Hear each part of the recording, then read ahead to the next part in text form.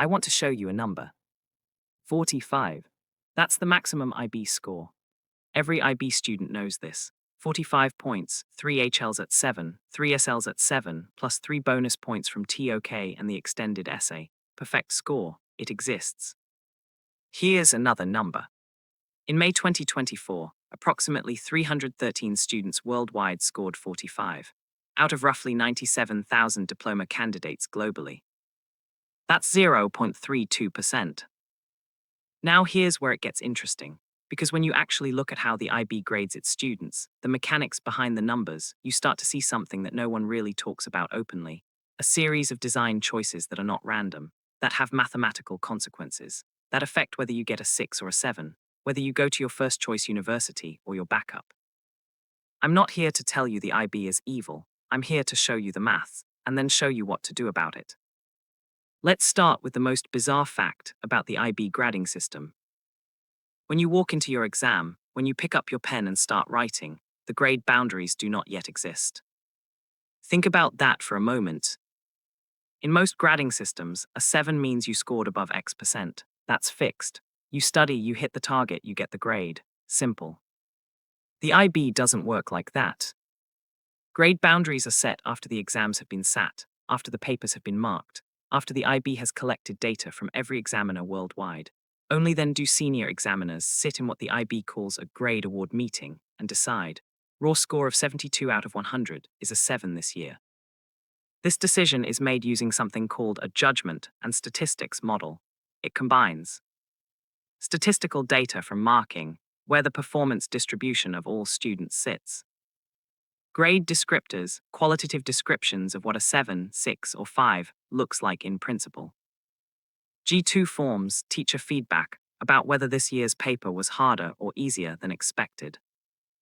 Boundary scripts, actual student papers that senior examiners read and decide, represent a specific grade standard. This is a human decision, made by a small number of people, after the fact. Now, is this system unreasonable? Not necessarily. In fact, it solves a real problem. If one year's exam is harder than another's, fixed boundaries would unfairly punish students who sat the harder paper. Flexible boundaries in theory prevent that. But here's where the math gets uncomfortable. Let's say a very large number of students globally sat a chemistry HL paper that was harder than usual. Senior examiners look at the data and lower the boundary for a 7 from, let's say, 70% to 65%. This sounds like good news for chemistry students, and it is. But now consider this, you sat that same chemistry exam, you scored 66%. Under the old boundary, you'd have a 7. Under a stricter boundary year, you would have had a 6. Your score didn't change, your knowledge didn't change, your performance didn't change. The grade changed because of where a line was drawn by committee. Now scale this up. The IB awards roughly 180,000 to 200,000 diplomas per year across the May and November sessions combined. Even a 1-point shift in a grade boundary can, mathematically, move thousands of students across a grade threshold. In biology HL, the boundary between a 6 and a 7 has shifted by as many as 8 raw marks between consecutive years. 8 marks. That is not a trivial variance. That is the difference between a student who comfortably achieved a 7 in one year and a student with an identical level of performance getting a 6 the following year. Here's the data pattern that should bother you. In 2021, when the IB awarded grades based on predicted scores rather than exams due to COVID, the mean global diploma score rose to 33 points, the highest in the program's history. Then in 2022, 2023, and 2024, as exams returned, scores dropped significantly. In 2023, the global mean fell to 30.24. What this tells us is that teacher-predicted grades run systematically higher than exam-derived grades. The gap is roughly 2-3 points on average, which means most predicted grades are optimistic, and most students sitting exams are already working against a baseline expectation that is above what they're likely to achieve. Let's talk about the part of the grading system that most students don't fully understand: moderation of internally assessed work. For every IB subject, a component of your grade comes from internal assessment: your IA, your oral, your lab work. This is marked by your teacher. Your teacher's marks are then moderated by an IB moderator who adjusts them up or down to align with the global standard. Sounds fair? Here's the problem. Moderation is a statistical process. The moderator doesn't read every student's work, they read a sample. From that sample, they determine how far your teacher's marking deviates from the IB standard. Then they apply that deviation as a fixed adjustment to every student in your school. Here's what that means in practice. If your teacher systematically marked everyone slightly too generously, say 2 marks above the IB standard, every student in your class has 2 marks removed. Even the ones who had a moderator read their specific work would have been marked exactly correctly. Your IA mark gets adjusted not purely based on what your IA was worth, but based on how your teacher marked the class as a whole. You are partially at the mercy of your teacher's calibration, not just your own work. And there's a compounding effect. In schools where moderation has historically reduced marks, some teachers preemptively mark more harshly to anticipate moderation, which can mean that exceptional students at those schools receive lower marks than they deserve, adjusted down in anticipation of an adjustment that might not even be as severe as expected.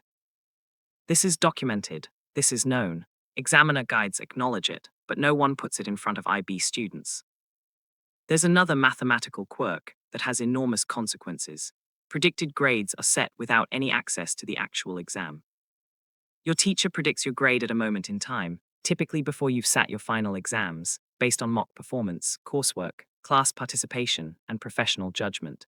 This predicted grade is sent to universities as part of your conditional offer. Universities make offers based on these predicted grades. If your predicted grade is a 38 and a university asks for a 36, you have your offer. If your predicted grade is 34 for the same university, you don't even get considered. Here's the mathematical tension. The predictive accuracy of IB teachers is not perfect, and it skews in one direction. Research findings show that IB teachers systematically overpredict student grades relative to final outcomes. The average overprediction runs approximately 0.8 of a grade point per subject, meaning that a student predicted a 6 in chemistry was, on average, more likely to score a 5 than a 7. This creates a structural pressure. Students who are overpredicted receive university offers they may not fulfill. Students who are underpredicted, sometimes because a teacher is cautious, or the relationship is poor, or the school has a culture of conservative prediction, may not even receive offers from universities they were genuinely capable of meeting. The predicted grade system is not grading your future performance. It's grading your teacher's confidence in your future performance. Those are very different things. Here's the piece that pulls all of this together. The IB is not designed to give most students a 7.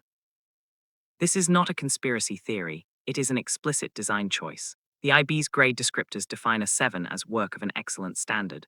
By definition, not everyone can produce excellent standard work. The system expects a distribution, fewer 7s, more 4s and 5s in the middle, fewer 1s and 2s at the bottom. The IB's own statistical bulletins show that across all subjects combined, roughly 20-22% of students achieve a 7 in any given subject in a typical year. That means in a class of 30 students, if marking perfectly reflected the global distribution, only about 6 of them would get a 7. But here's the thing that's rarely said out loud: which students those 6 are is not predetermined. The grade boundaries are set after the exam.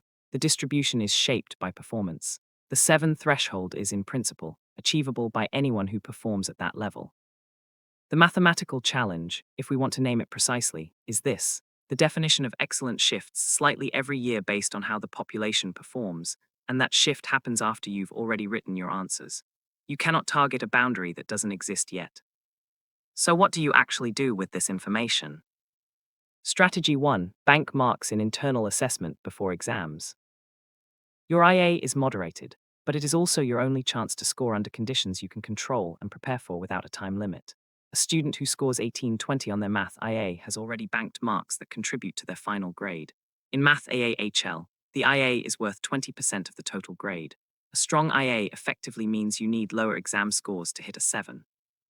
The smartest IB students treat the IA not as a checkbox, but as a mark bank. Strategy 2. Study the grade descriptors, not just the content. Most students study content. They learn what mitosis is, what the aggregate demand curve does, what the themes in their English text are. What they don't study is what a 7-level response looks like compared to a 5-level response. Grade descriptors are published by the IB. They describe in specific terms what work at each level demonstrates.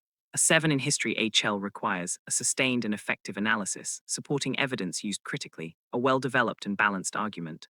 A A 5 requires some analysis, evidence used but not always critically, an argument is present but may lack balance. If you read those descriptors and then read your own practice essays, you can locate exactly where your work sits in that scale, and you can target the specific upgrade from some analysis to sustained analysis. Strategy 3. Understand that grade boundaries are lowest when exams are hardest. This is the counterintuitive thing that should calm your pre-exam anxiety. In a year where the exam is brutally hard, where everyone found it difficult, the boundary for a 7 drops. In chemistry HL, boundaries have dropped to as low as 60% in some sessions. This means that performing relatively well in a hard year is more valuable than performing well in an easy year. If a paper destroys everyone, and you emerge with 65%, you may have a 7. If a paper is easy and you need 78% for a 7, that 65% is a 5. Difficult papers are not your enemy, they are everyone's enemy equally, and they statistically favor students who stay composed under pressure. Here's what I want you to take away from this. The IB grading system has mathematical features that no one explains to you when you sit down on day 1 of year 1. The fact that boundaries are post hoc, that moderation adjusts your IA grade based on your school's pattern, that teacher predictions systematically overestimate performance. None of this is in any student guide. But knowing it doesn't mean you're powerless. It means you can be strategic in a way that students who don't know this can't be. Bank IA marks, study grade descriptors, don't panic in hard exam years, and remember, the 0.32% of students who scored 45 in 2024 didn't do it by accident, they understood the game. Now so do you.